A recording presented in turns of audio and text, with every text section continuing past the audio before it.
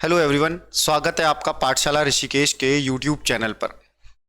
हम जो subjective MCQ कर रहे हैं, कल लास्ट क्लास में हमने हिस्ट्री के एमसीक्यू किया था और आज हम ज्योग्राफी के सब्जेक्टिव एमसीक्यू कर रहे हैं। और इसके बाद हम हर हफ्ते एक प्रैक्टिस सेट ऐसा करेंगे जो कंप्लीट होगा, जो आबकारी या एसआई में आपके लिए फ्रूटफुल होगा। तो बेस्ट एमसीक्यू हैं, प्रीवियस ईयर बेस्ड हैं, कुछ नए भी ऐड किए गए हैं। तो आपको ये एमसीक्यू अगर सही लगते हैं, जब आप अटेम्प्ट कर रहे हो, अगर मैं बोल रहा हूँ तो आप उसे वीडियो को पॉज कर लो और फटाफट से खुद अटेम्प्ट कर लो, या आपने थोड़ा सा भी पढ़ लिया है तो आप साथ साथ क्या कर लो, रिविजन कर लो। तो पहला है जो क्वेश्चन ज्योग्राफी का, वो आपके सामने है, उसी से शुरुआत करेंगे।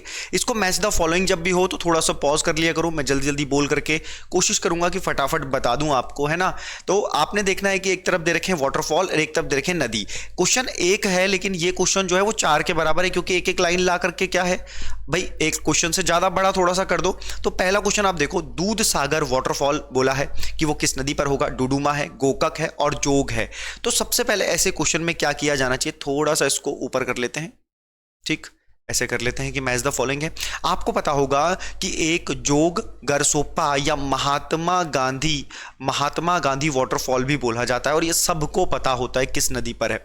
यह है दोस्तों यह है दोस्तों शरावती रिवर पर। ये किस पर है, ये शरावती रिवर पर है ना, शरावती कर्नाटक में ये है। तो सबसे पहले तो 4 का 3 होना चाहिए, यही मैच द फॉलोइंग में हो गया। तो इसमें से तो आप ढूंढ ही लेंगे जो भी आंसर होगा। हम यहां पर बात करते हैं, अगर मैं बात करूं कि आप देखेंगे कि दूध सागर वाटरफॉल की बात हो रही है, गोवा में ये आपको मिलेगा। ये आपको कहां मिलेगा, गोवा में मिलेगा। तो ये कहां हो गया, मांडवी रिवर पर हो गया, ठीक है। मैं डुडुमा की बात अगर मैं कर रहा हूं तो ये मूचकुंड, इसका मचकुंड नहीं, मूचकुंड रिवर है, यहां पर ये मिलेगा।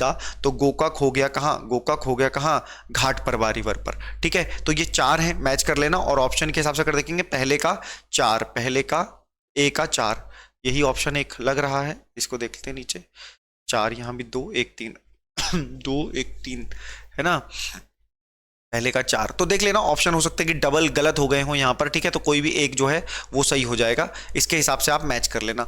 अगले क्वेश्चन पे चलते हैं।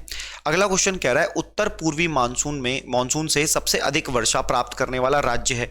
भारत में जो सबसे ज्यादा वर्षा होती है वो होती है दक्षिण पश्चिम मॉनसून से, वो होती है दक्षिण पश्चिम मॉनसून से, भारत में जो सबसे ज्यादा होती है। लेकिन ये पूछा कौन सा है, उत्तर पूर्वी मॉनसून पहुंचा है।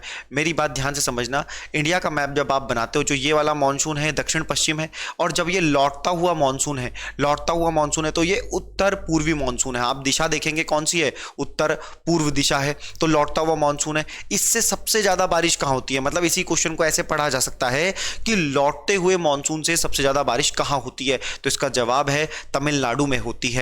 आप बोलोगे सर तो दक्षिण पश्चिम से क्यों नहीं होती, तो दोस्तों जब दक्षिण पश्चिम से, अरब सागर से जब मॉनसून उठता है तो तमिलनाडु है वो वृष्टि छाया क्षेत्र में पड़ता है, वो शेडो रीजन में पड़ता है। मतलब वो हवा में, जो हवा वहां से आती है बादल लेकर के, वो उसके शेडो रीजन में पड़ जाता है, और हवा सीधा आगे की तरफ बढ़ जाती है, पश्चिमी घाट में ऊपर की तरफ आ जाती है। तो ये क्वेश्चन है, प्रीवियस ईयर है, बड़ा ही सिंपल और सरल क्वेश्चन है। अगला देखते हैं। अगला क्वेश्चन अच्छा क्वेश्चन है, यूके ट्रिपल एस ऐसे ही क्वेश्चन बना रहा है, तो आपके सामने ऐसा ही क्वेश्चन है, ठीक है। क्वेश्चन कह रहा है, हिमालय की मिट्टियों में ह्यूमस प्रचुर मात्रा में पाया जाता है। कथन ए, कारण लिखा है आर, हिमालय में सर्वाधिक क्षेत्र वनाच्छादित होता है। मेरा मानना है कि सबसे पहले आप स्टेटमेंट पढ़ें और सबसे पहले कोशिश करें कि आप सही और गलत पहचान लो, कौन सा सही कौन सा गलत। जैसे मैं कहूं कि हिमालय की मिट्टियों में ह्यूमस प्रचुर मात्रा में पाया जाता है, ये स्टेटमेंट ध्यान से पढ़िए। अगर आपको सही लग रहा है तब तो हम सोचेंगे आगे, वरना आधे से ज्यादा ऑप्शन तो यहीं से बाहर हो जाएंगे। या दूसरा ऑप्शन, हिमालय में सर्वाधिक क्षेत्र वनाच्छादित है, तो बिल्कुल हम इसी क्वेश्चन को पढ़ेंगे, जरा ध्यान से समझना मेरी बात को। हिमालय की मिट्टियों में ह्यूमस प्रचुर मात्रा में पाया जाता है, मिट्टियों में। अब देखो, जो हिमालय में जो अधिकतर मिट्टियां हैं वो कहां से आई हैं, वो जल द्वारा लाई गई हैं, मतलब वो जलोढ़ मृदा है, और जलोढ़ मृदा में जो ह्यूमस होता है वो कम होता है, तो प्रचुर मात्रा में पाया जाता है। ये तो बिल्कुल ही गलत हो गया। मतलब अगर ए स्टेटमेंट गलत है तो ये वाला ऑप्शन नहीं हो सकता। ए और आर दोनों सही है परंतु आर है, तो ये भी ऑप्शन नहीं हो सकता। अब या तो होगा ए सही है परंतु आर गलत है, या ए गलत है परंतु आर सही है। अब यहां से बचा क्या, क्वेश्चन ही खत्म हो गया। अगर ए ही गलत है तो ए ही गलत है, तो यही आंसर होगा। अब वो कह रहा है आर सही है, पढ़ लो आर सही है कि नहीं है। हिमालय में सर्वाधिक क्षेत्र वनाच्छादित है, हिमालय में सर्वाधिक क्षेत्र वनाच्छादित है, बिल्कुल जितना लगभग क्षेत्र है वो वनाच्छादित आपको हिमालय में देखने को मिलता है। हिमालय में लगभग 12 राज्य पड़ते हैं, अब लद्दाख भी आ गया है तो एक यूटी हो गया, 11+1 यूटी। तो हिमालयी रेंज जिसमें आपका उत्तराखंड, हिमाचल भी पड़ता है, सिक्किम वाला रेंज भी है, अरुणाचल भी है, असम भी है, जंगल काफी ज्यादा है, वनाच्छादित आप इसे कह सकते हैं। इस तरीके से क्वेश्चन होगा। आगे क्वेश्चन, अगला क्वेश्चन देखो, ठीक है। अच्छा, अगर आपको वीडियो देख करके कोई भी सजेशन लगता है, कुछ भी आप बोलना चाहते हो तो प्लीज एक बार कमेंट सेक्शन में बोल सकते हो, सजेशन दे सकते हो। अगले प्रैक्टिस सेट, अगले एमसीक्यू के लिए आप बोल सकते हो कि सर ये वाला कर दो, या क्वेश्चन आपको कैसे लग रहे हैं ये बोल सकते हो। भारत में निम्नलिखित में से किस प्रकार का वन सर्वाधिक वृहद क्षेत्र में पाया जाता है? इस क्वेश्चन को पढ़ते समय सबसे पहले देखो, वनों के बारे में पूछा है, सर्वाधिक वृहद क्षेत्र में यानी कि सबसे बड़े क्षेत्र में पाया जाता है। कहां पर? भारत की ये बात हो रही है, कहां पर? भारत की बात हो रही है। अब आ जाओ ऑप्शन में। भारत में देखो, आपको याद रखना है कि भारत की जो जलवायु है वो उष्णकटिबंधीय है, कर्क रेखा गुजरती है भारत के बीचों बीच, कर्क रेखा गुजरती है। तो आपको पता है कि उष्णकटिबंधीय क्षेत्र सबसे ज्यादा है। फॉरेस्ट सबसे ज्यादा कहां पाया जाता है? तो आप कहोगे मध्य प्रदेश में पाया जाता है। कहां पाया जाता है? एमपी में पाया जाता है, फॉरेस्ट का क्षेत्र सबसे बड़ा। अब उस हिसाब से आंसर किया जा सकता है। क्वेश्चन देखो, पर्वतीय आर्द्र शीतोष्ण वन, यानी कि शीतोष्ण वन, शीत और उष्ण के बीच के जो वन है, और पर्वतीय है, और आर्द्र भी बोला है। आर्द्र का मतलब है जिसमें नमी ज्यादा है। उपोष्ण शुष्क सदाबहार वन, मतलब सदाबहार वन मिलेंगे लेकिन शुष्कता के साथ, यानी कि गर्मी, मतलब जहां पर बारिश बहुत कम होती है।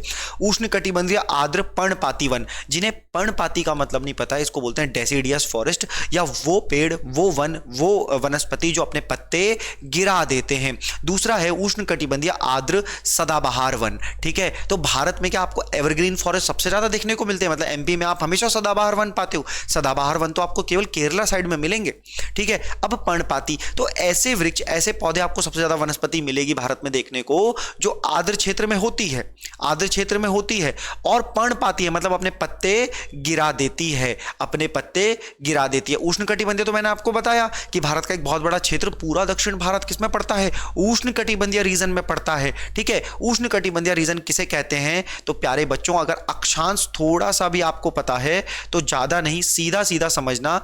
अक्षांश आपको अगर पता है तो 0 डिग्री से 23.5 डिग्री नॉर्थ, ठीक, और 0 डिग्री से ही 23.5 डिग्री साउथ के रीजन को हम उष्ण कटिबंधीय कहते हैं। इतना याद रखना, ठीक है। उम्मीद है देखो समझा, अगर समझाते हुए करूंगा तो टाइम लगेगा क्वेश्चन को, डायरेक्ट आंसर बता दूं और जय माता दी करूं तो तुम आंसर देखो और चलते बनो। लेकिन अगर थोड़ा सा समझ लोगे तो शायद आपका काम आसान हो जाए, क्योंकि सिर्फ प्रैक्टिस करने से काम नहीं बनेगा, समझ करके एग्जाम में हॉल में जाना है, तब जाकर के क्वेश्चन कैसे अटेम्प्ट करें ये भी एक कला है। आगे देखो, निम्नलिखित पद्धतियों में से कौन सी कृषि में जल संरक्षण में सहायता कर सकती हैं? किसान आंदोलन सर पर है, कृषि से संबंधित बहुत सारी बातें हैं, अन्नदाता का कॉन्सेप्ट हर जगह इस समय जोरों पर है, तो उसी पर सवाल देखेंगे।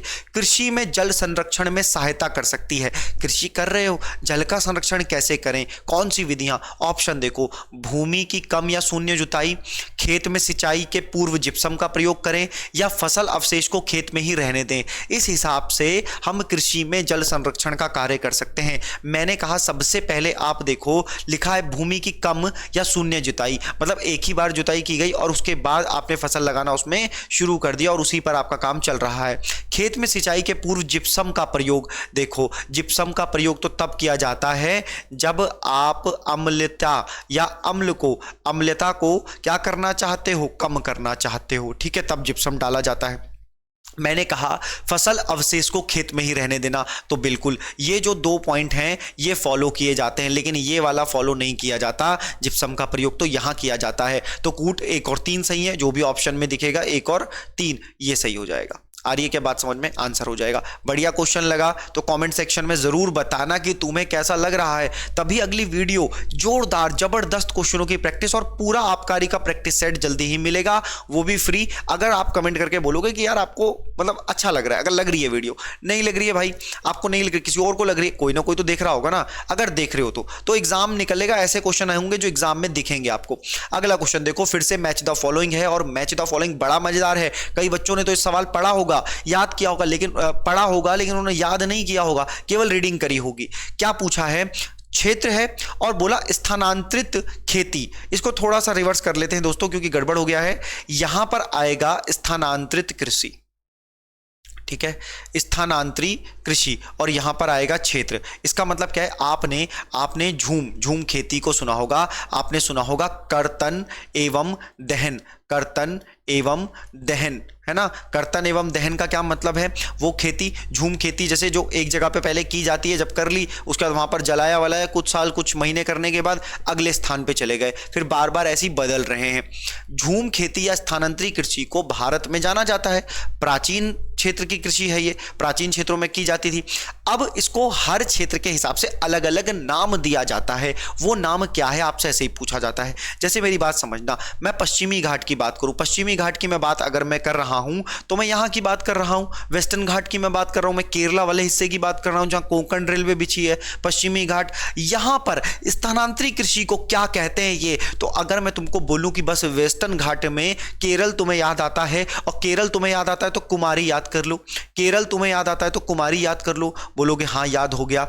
अब दक्षिणी पूर्वी राजस्थान की बात करें, मैं कह रहा हूं दक्षिणी पूर्वी राजस्थान में वालतरे कहते हैं, ठीक है। उसके बाद है झूम, उत्तर पूर्वी भारत, 7 के 7 राज्य जो उत्तर पूर्वी भारत है, खास करके असम है, अरुणाचल प्रदेश है, वहां पर इसे झूम कहते हैं, वहां पर इसे क्या कहते हैं, झूम कहते हैं। झूम बराबर झूम, कहां झूमेगा, बराबर 7 राज्यों में झूमेगा। फिर है ढाइया, ढाइया कहते हैं मध्य प्रदेश में, ढाइया कहते हैं मध्य प्रदेश में या छत्तीसगढ़ में। ये झूम खेती के स्थानिक नाम है भारत में। आपसे मैं सवाल पूछ रहा हूं, याद रखना, और आपने ईमानदारी से देना है। देखो, नौकरी मेहनत करने वालों की नहीं लगती, याद सुनना मेरी बात, नौकरी मेहनत, वो भी सरकारी नौकरी मेहनत करने वालों की नहीं लगती, बल्कि ईमानदारी से मेहनत करने वालों की लगती है, बात याद रखना। हिमालय क्षेत्र में, ठीक है, मैंने लिखा हिमालय क्षेत्र में झूम खेती का नाम आपने बताना है। झूम खेती का नाम मतलब स्थानांतरी कृषि का नाम आपने बताना है कि हिमालय क्षेत्र में उसे क्या कहते हैं। आप हिमालयी राज्य में रहने वाले लोग हैं जो तैयारी कर रहे हैं, तो आपको बताना है प्यारे बच्चों, और कमेंट सेक्शन में कमेंट कर देना, ठीक है, कमेंट सेक्शन में कमेंट कर देना, ठीक। इस बात को थोड़ा सा ध्यान देना, उम्मीद है कि आपको दिख रहा होगा, ठीक है। तो ये थोड़ा सा देखेंगे, और एक क्वेश्चन ऊपर चला गया तो उसको भी ले लेंगे साथ साथ। ये बिल्कुल बहुत ही प्यारा क्वेश्चन है। अंटार्कटिका की बात हो रही है, आपको पता है कि 7 महाद्वीप हैं, 7 महाद्वीपों की बात हो रही है, उस 7 महाद्वीप में अंटार्कटिका की बात हो रही है। बोला गया अंटार्कटिका में तीसरे भारतीय शोध केंद्र की आधारशिला जिस नाम से रखी गई है वह है। अब देखो, अंटार्कटिका में शोध केंद्र बनाए, वो भी कौन से, भारतीय, बिल्कुल भारतीय शोध केंद्र बनाए, उसमें से 4 नाम है। आप में से कई लोग आसानी से इसका आंसर दे देंगे, आसानी से दे देंगे, तो थोड़ा सा गेम खेला जाए, आपके साथ खेला जाए। मैंने कहा कि एक नाम दक्षिण गंगोत्री है, एक नाम दक्षिण गंगोत्री है, ठीक, एक नाम मैत्री है, और मैंने कहा एक नाम भारती है। ये 3 स्थान हैं, ये 3 है, तो आंसर तो ये हो गया। आपने मुझे बताना है कि इन तीनों में सबसे पहला और सबसे लेटेस्ट कौन सा है, मतलब सबसे पहला इन तीनों में कौन सा था, दूसरे नंबर पर कौन सा है, और तीसरे नंबर पर कौन सा है। प्यारे बच्चों, क्वेश्चन आसान था, प्रीवियस ईयर है, सीधा सीधा आंसर कर दिया। लेकिन अब मैं आपसे पूछ रहा हूं कि अंटार्कटिका की अगर बात हो रही है, 3 शोध केंद्र है भाई साहब, एक का नाम दक्षिण गंगोत्री, बिल्कुल, मैत्री, भारती, ठीक, लेकिन इन तीनों में पहला कौन है, दूसरा कौन है, और तीसरा लेटेस्ट कौन है, यह आपने बताना है। अगर अंटार्कटिका की बात करूं तो अंटार्कटिका महाद्वीपों में साइज के अनुसार, क्षेत्रफल अनुसार 5वां सबसे बड़ा महाद्वीप है दोस्तों, ठीक है। चलो आगे आ जाओ, अगला क्वेश्चन मैं आपसे बात करता हूं, फिर से मैच द फॉलोइंग है। क्वेश्चनों की संख्या नंबर 10 हो, नंबर 12 ही हो, नंबर 15 ही हो, लेकिन एक एक क्वेश्चन में 4-4 क्वेश्चन क्लियर है, तो 15 चौको 60। आप कम टाइम में अच्छी प्रैक्टिस कर रहे हो पाठशाला ऋषिकेश के साथ। आगे देखो, question match the following again, और बड़ा प्यारा, यूकेपीएससी के तो बड़े फेवरेट। कोयला उत्पादक क्षेत्र, कोयला खदान, मतलब कोयला उत्पादन कहां से होता है और कहां पर उसकी खदान मिलती है, ठीक है। अब देखो, अगर हमें कोयला उत्पादन क्षेत्र की तरफ जाना है तो हमने बड़ा फेमस चुना है छोटा नागपुर का पठार। क्या, छोटा नागपुर का पठार। अब मैं यहां पर एक बात आपको बता देना चाहता हूं कि दोस्तों, दामोदर घाटी, सोन घाटी, ये नदी घाटियां हैं जहां पर हमें कोयला क्षेत्र मिलते हैं, उससे संबंधित स्थानों को दिखा गया है। तो देखो, तलचर तो लगभग बच्चे जानते होंगे, तलचर जानते हैं क्या, तलचर कहां, उड़ीसा, ठीक है। दूसरा, अगर मैं बराकर की बात, क्योंकि बराकर बता दूंगा तो तुम पहुंच जाओगे, इसलिए बराकर नहीं बता रहा हूं। उमरिया एमपी और सिंगरेनी जो है ये तेलंगाना में मिलेगा। कई बार क्या होता है, खदान का नाम आता है, बोलते बताओ ये जगह कहां पर है, ठीक है, बताओ ये जगह कहां पर है, कौन से राज्य संबंधित हो, तो इसलिए मैंने लिख दिया। अब देखो क्वेश्चन को, अगर मैं दामोदर घाटी की बात करूं तो तुम कोई सी भी एक पकड़ लो, कोई सी भी एक पकड़ लो, तुम्हारा काम आसान हो जाएगा, ठीक है। जैसे मैंने कहा कि अगर मैं यहां पर दामोदर नदी को पकड़ता हूं तो बराकर, बराकर अपने आप में एक नदी भी है और ये दामोदर की सहायक नदी है, ठीक है। अगर मैं सोन नदी की बात करता हूं, सोन घाटी की, तो ये उमरिया आ जाएगा, क्योंकि अब मैंने एमपी भी लिख लिया है तो आसानी हो गया।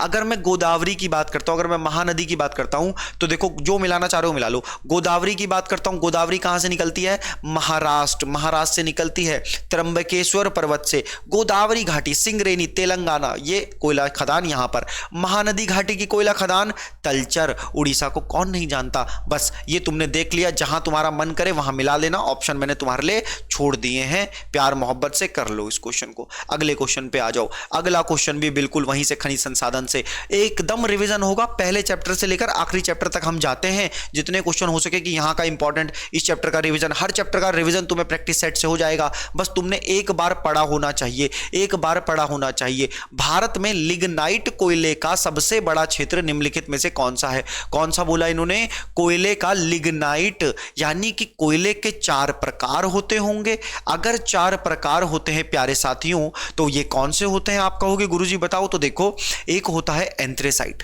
एक होता है एंथ्रेसाइट, आ रही है क्या बात समझ में, एक होता है एंथ्रेसाइट, एक होता है बिटुमिनस, एक होता है लिग्नाइट और एक होता है पीट कोयला, यानी कि पीट। बिटुमिनस को बोलेंगे बिटुमिनस, ठीक है, इधर ऐसे इसको ऐसे लिख लेंगे बिटुमिनस, ठीक है। फिर है एंथ्रासाइट, बिटुमिनस, लिग्नाइट, और लिग्नाइट तो लिखा ही है, तो लिग्नाइट में तो कोई दिक्कत, लिग्नाइट में तो कोई दिक्कत नहीं होनी चाहिए, ठीक है, लिग्नाइट में तो कोई दिक्कत नहीं होनी चाहिए, ठीक, लिग्नाइट में कोई दिक्कत नहीं है। तो पीट, अब देखो ये जो आप देख रहे हो, अब की बार लालू प्रसाद, वैसे तो अब की बार मोदी सरकार, बट अब की बार लालू प्रसाद, तो एंथ्रासाइट, बिटुमिनस, लिग्नाइट, पीट, ये इनके टाइप हैं, टाइप हैं किसके, कोयले के। आ रही है बात समझ में। और ऐसे में जाओगे तो इनकी जो वैल्यू है, इसमें जो पाए जाने वाला कोल की मात्रा है वो कम हो रही है, सबसे ज्यादा कम हो रही है। इसमें 75 से 80% के आसपास मामला होगा, तो इसमें कितना होगा, 25 से लगभग 30 के आसपास होगा, ठीक है। अब यहां पूछा लिग्नाइट कोयला कहां मिलेगा, तो भारत में, तमिलनाडु में। कहां, भारत में, तमिलनाडु में। लेकिन क्या अभी भी आंसर आप पहुंच गए तुम, नहीं, तो मेरी बात ध्यान से सुनना, सीधा सीधा पूछा जाएगा, नेवेली जो क्षेत्र है, नेवेली जो क्षेत्र है वो कहां पर अवेलेबल है, वो कहां पर है, तो वो तमिलनाडु में है, ठीक। अभी मैंने तुम्हें सिंगरैनी बताया था तेलंगाना में, अब सिंगरौली है, ये कहां पर है, तो एमपी में है। अच्छा, आप बोलोगे सर माकुम भी बताओ, कर्णपुरा भी बताओ, मैं कहूंगा माकुम और कर्णपुरा बड़ा फेमस है। जिनको डिगबोई याद है ना, जिनको डिगबोई, वो पहुंच जाएंगे यहां तक, तो एक बार थोड़ा सा पढ़ो और ये चार दोनों आंसर कर देना, वरना कमेंट करो, देखो अगली वीडियो में पूरा पूरा एक्सप्लेन करूंगा। फिर अगला क्वेश्चन देखो, ठीक है। अब अगला क्वेश्चन भी वहीं से, निम्नलिखित लौह अयस्कों में से बेलाडीला में किसका खनन होता है। क्या पूछा, अब तक वो कोयले में था, अब कहां चला गया, अब वो लौह में चला गया, आयरन में चला गया, ठीक है। लौह अयस्क जो है भारत में अगर देखेंगे तो भारत में पाया जाता है कहां, धारवाड़ में। कहां पाया जाता है, धारवाड़। धारवाड़ का पठार कौन सा, तो धारवाड़ का पठार आप बोलोगे कहां पर है सर, तो यह है कर्नाटक में। धारवाड़ का पठार कहां, कर्नाटक में। छोटा नागपुर कोयला के लिए, धारवाड़ का पठार किसके लिए, लौह अयस्क के लिए। क्या पूछा, बेलाडील की खान। अब देखो धारवाड़ का पठार कर्नाटक के हिस्से में फैला है, यहीं पर जुड़ा हुआ है क्या, छत्तीसगढ़, तो बेलाडीला की जो खान है वो छत्तीसगढ़ में है और लौह अयस्क के लिए फेमस है। कौन सा, अब लौह अयस्क भी क्या होता है, 4 प्रकार का, हेमेटाइट होता है, सिडेराइट, लिमोनाइट, मैग्नेटाइट। जो हेमेटाइट सबसे अच्छा जो लौह अयस्क है, आयरन ओर है, वो बेलाडीला खान में मिलता है। आ रही है बात समझ में। चलो अगले क्वेश्चन पे चलते हैं फटाफट। अगला क्वेश्चन सिंपल, भारतीय भाषाओं का केंद्रीय संस्थान निम्नलिखित में से किस स्थान पर है। कौन सा पूछा उसने, भाषाओं का केंद्रीय संस्थान, ठीक है। तो आपको ये याद करना है, फटाफट बताओ आंसर। जब तक तुम आंसर करोगे तब तक वाराणसी में कौन सा है, वाराणसी में सब्जी शोध संस्थान। शिमला में कौन सा है, शिमला में आलू, जब तक रहेगा शिमला में आलू तब तक आलू संस्थान, आलू संस्थान शिमला में है, शिमला मिर्च, ठीक है। नई दिल्ली में तो बहुत सारे हैं, कृषि संस्थान है, ट्रैक्टर संस्थान है, बहुत सारे हैं, ठीक है। अब भाषा, कैसी भाषा भाई, मसूर की दाल खाओ और एकदम ऐसी भाषा बोलो जो मैसूर, एकदम मसूर हो जाए, ठीक है, मैसूर। तो भाषा कैसी बोलनी है, मसूर वाली बोलनी है। चलो आगे नेक्स्ट पे आ जाओ फटाफट। हाँ, क्वेश्चन नंबर 12, निम्न में से कौन सा भारतीय राज्य भूटान के साथ सीमा नहीं बनाता है? किस किस को याद आ रहा है? भूटान एक क्षेत्र एकदम बना हुआ है, एकदम बना हुआ है भाई साहब, एकदम बना हुआ है, ठीक है, एकदम पत्थर की तरह बना हुआ है। फटाफट अब अगर मैं कहूं तुम्हें कि भूटान के साथ कुछ और मत याद करो, एक नाम याद कर लो, बोलो भूटान साहब, भूटान साहब, बस इतना बोलो और काम खत्म हो गया। तो आप बोलोगे देखो क्वेश्चन पूछा नहीं बांटता है, सीमा नहीं बांटता है। मैंने कहा जब एग्जाम में जाओ हाईलाइट करो, पेन चलाओ उसके ऊपर, भूटान के साथ सीमा नहीं साझा करता है। मैंने कहा भूटान के साथ साहब याद रखो, क्या याद रखोगे? एस से कर दो सिक्किम, सिक्किम तो करता है। ए से कर दो असम, असम करता है। ए से कर दो अरुणाचल प्रदेश, अरुणाचल प्रदेश करता है। बोलो सर बी से क्या है? तो बी से कुछ नहीं बाबू, बी से है बंगाल, और बंगाल कौन सा वाला? पश्चिम बंगाल। तो चार, अब यहां पर तो चार, तो यहां पर कौन सा नहीं? आप बोलोगे बिहार, बिहार नहीं है। यहां पर बी मैंने जानबूझ करके डाला, बी वाला नाम जानबूझ करके डाला ताकि तुम वेस्ट बंगाल के साथ थोड़े से कंफ्यूज हो जाओ। तो बी को याद रखना है कि बी किसके लिए है? बंगाल के लिए है, बिहार के लिए नहीं। और अब जाकर के एक बार मैप को जरा गौर से देखना। चलो आगे आओ, अगले क्वेश्चन की तरफ देखो। क्वेश्चन नंबर 13 कह रहा है निम्नलिखित में से कौन भारत का सबसे पुराना जल शक्ति के उत्पादन केंद्र है? जल शक्ति उत्पादन केंद्र है कौन सा? क्या मयूराक्षी है, मुचकुंड है, पल्लीवासर है, शिव समुद्रम? कितने लोग शिव समुद्रम जानते हैं? कर्नाटक की फिर से बात है, शरावती नदी को याद करोगे, ठीक है। ये बात 1908 के आसपास की है जब शिव समुद्रम बना था। तो बस ऐसे ही तुम्हें याद करना है, पढ़ना है। और ये क्या बोल रहा है? सबसे पुराना जल शक्ति उत्पादन केंद्र है, हाइड्रो पावर प्लांट है ये, हाइड्रो पावर प्लांट। आ रही है क्या बात समझ में? अगला क्वेश्चन देखो, फिर से कहोगे कितने मैच द फॉलोइंग। अरे जैसा एग्जामिनर पेपर बनाने की सोच रहा है, जैसा बनाएगा हम तुम्हें वैसा ही पेपर प्रैक्टिस कराएंगे। बस तुम्हें जुड़े रहना है। और जरा यार कमेंट सेक्शन में कुछ तो बोला करो। तुम बोलोगे नहीं कि सर ठीक लग रहा है, अच्छा लग रहा है, थोड़ा सा लेवल टफ है, लेवल इजी करो, लेवल और टफ करो, और मजबूत सवाल लाओ, ये तो बिल्कुल आसान दे रहे हो। ऐसे बोलो अच्छा रिवीजन हो रहा है तो बोलो यार अच्छा हो रहा है, ताकि हम उसी रिदम में चलें। वरना फिर क्लास देंगे, कभी नहीं देंगे, कभी देंगे, है ना, किसी और से पढ़, ये भी हो सकता है, कुछ भी हो सकता है भाई कभी भी। अगला क्वेश्चन देखो, अगला परियोजना और नदियां। उत्तराखंड में नदियां परियोजना से खूब सवाल आता है, तो हम जीएस में भी तुम्हारे लिए लिया है। उकाई परियोजना, जायकावाड़ी, खड़कवासला, मयूराक्षी। तो देखो सबसे पहले तुमने मयूराक्षी को मयूराक्षी में मिला दिया, उकाई को ताप्ती में मिला दो फटाफट, जायकावाड़ी को जायकावाड़ी को गोदावरी में कर दो। मतलब ए का चार अगर बोल रहे हैं तो ये ऑप्शन होंगे, तो इसको तो खत्म कर दो। और मयूराक्षी का 2 बोल रहे हैं, तो 2 तो किसी में है ही नहीं, फिर इसका मतलब यही ऑप्शन गलत बना रखे। फिर 1 3 1 2 है ना, तो 4 के बाद बोला बी, डी का होना चाहिए 2, डी का होना चाहिए 2, ये रहा ऑप्शन, ये लो, ठीक है। अगर इसको देखें तो हम करेंगे खड़कवासला का 3 यानी कि मुथा नदी पर है ये, और 2 करेंगे, और बी का करेंगे 1, जायकावाड़ी है गोदावरी रिवर पर। ये हो गया इसका आंसर, ठीक है। कभी कभी दिमाग से निकल जाता है ना यार, पढ़ाते पढ़ाते, कैमरे में देखते देखते, खुद को भी देखो आपको भी देखो। अगला क्वेश्चन बहुत बढ़िया, पी सेनगुप्ता और जी सदास्युक 1968 ने भारत को कितने लघु कृषि प्रदेशों में बांटा? एक समिति, एक कमेटी जो एग्रीकल्चर के फील्ड को कैसे और ज़्यादा अच्छा करे, 5 ईयर प्लान में और ज़्यादा मदद हमको मिले। ग्रीन रेवोल्यूशन के टाइम के ड्यूरेशन में हमने एग्रीकल्चर पर खूब ध्यान दिया। उसी समय की एक समिति थी जिसने कहा कि भारत को कितने लघु कृषि प्रदेशों में बांटा था, ठीक है। देखो आपको बताया कि MS स्वामीनाथन का जिक्र खूब इन दिनों चल रहा है, भारत रत्न तक की बात है। तो मामले सारे एकदम सटीक हैं, बस हमें यह देखना है कि कितने लघु कृषि प्रदेशों में इस कमेटी के हिसाब से बटा था। तो इसका आंसर हो जाएगा 60। फैक्चुअल याद कर लेना, डिटेल दूंगा अगले क्लास में, इसकी डिटेल दूंगा इस क्वेश्चन के साथ, इसके एक्सप्लेनेशन के साथ पूरे तरीके से। आगे चलते हैं और आपको इस क्वेश्चन के बाद अब आज की क्लास में इतना ही। धन्यवाद, थैंक यू वेरी मच। लेकिन आपको एक बात याद रखने की, पीडीएफ और जीएस की फ्री क्विज कहां पर मिलेगी? टेलीग्राम चैनल पाठशाला ऋषिकेश ग्रुप सी में, और वहां पर हमारे अब आने वाले टाइम में फ्री प्रैक्टिस सेट आबकारी के लिए और एसआई के लिए भी मिलेंगे दोस्तों। तो बस आपको इस टेलीग्राम चैनल को भी फॉलो करना है, ज्वाइन कर लेना है, मतलब ये है मतलब। और वीडियो अगर आपको अच्छी लगी तो यार थम्स अप करना, मेहनत लगती है पढ़ाने में भी और बनाने में भी। ऑफलाइन तो हम पढ़ा ही रहे हैं पाठशाला ऋषिकेश के नाम से, ठीक है। तो आप अगर ऑफलाइन में जुड़ना चाहते हैं तो वहां भी जुड़ सकते हैं। वीडियो देखने के लिए आप सभी का धन्यवाद, और कमेंट में जरूर बताना कि वीडियो कैसी लगी। Thank you very much.